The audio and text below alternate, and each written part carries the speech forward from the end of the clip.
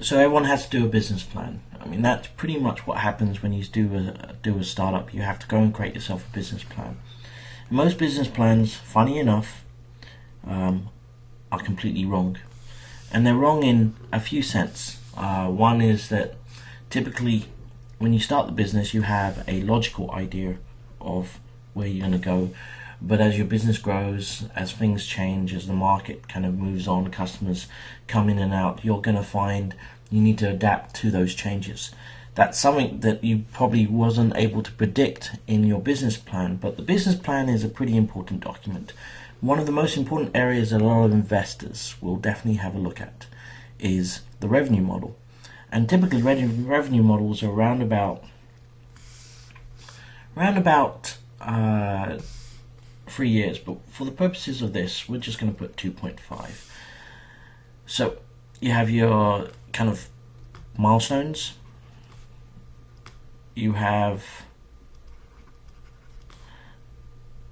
24 months, and typically this is what revenue models look like. This is what business students are taught. This is pretty much business 101, but you typically in the first year will have very little growth. You may have some, but very little growth. And it's in the second year that you're going to find growth, and it's in the third year that you are going to make all your cash.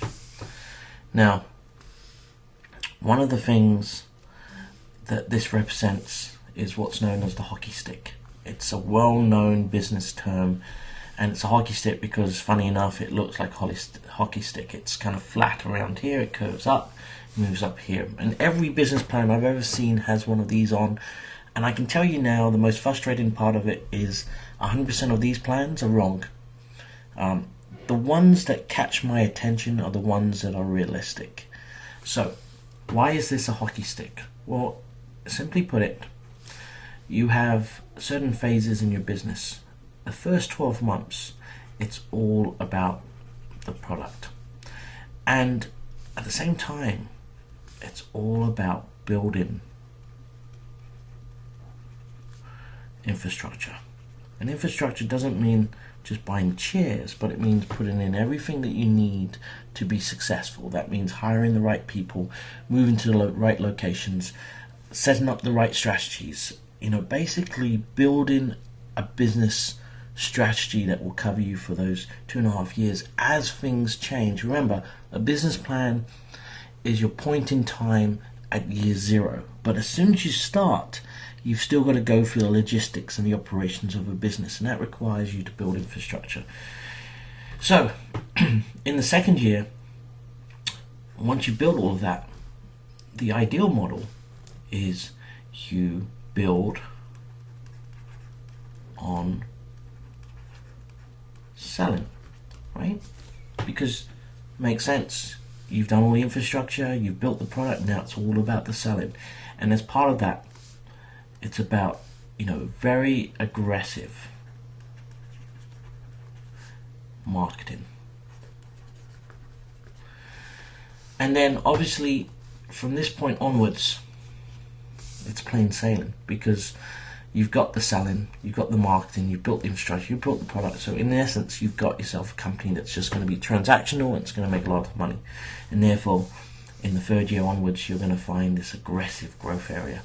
This is what investors often read and see, but I can tell you now, the most intelligent investors, the ones that invest in businesses, don't see this. They know the realities of building a business requires a lot more than just flatten out sales in the first year and then growing, because they also know that by year 12 to 24, you're going to find a few other factors that you may have not taken into account, and one of which is increased competition and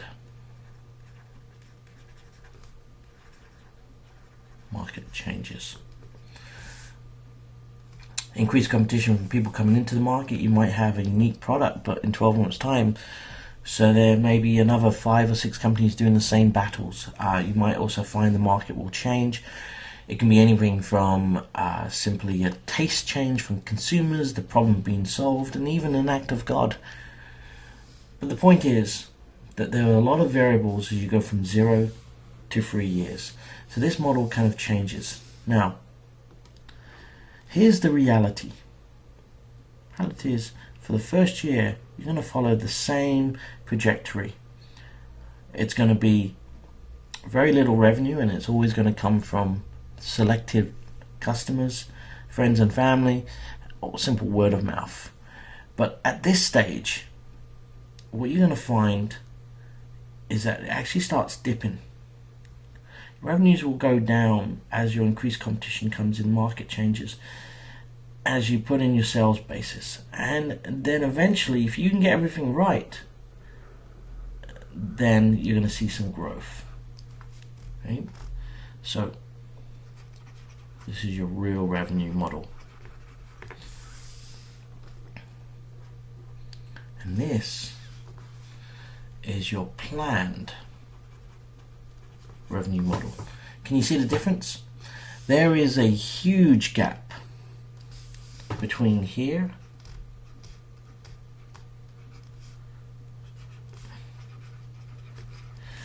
and that gap is where a lot of startups will face problems.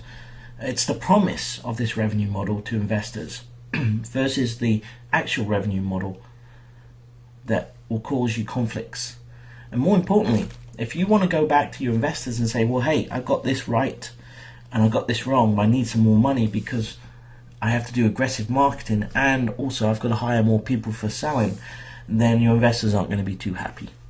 And I always find that every startup between here and here is predictive, but from here to here always make the same mistakes. And the same mistakes is that they didn't focus on building sales early enough. What they should be doing is shifting this across here. They need to reach out to their customers immediately, even if there is no product for that to sell with. Now, if you can incorporate this understanding into your own revenue model and your business plan and outline some of the challenges that you're going to find, that ultimately there will be increased competition here, but you'll have the ability to execute here from 0 to 12 months, then you're going to be more likely to get the funding that you need, and more likely to be successful in executing your business plan.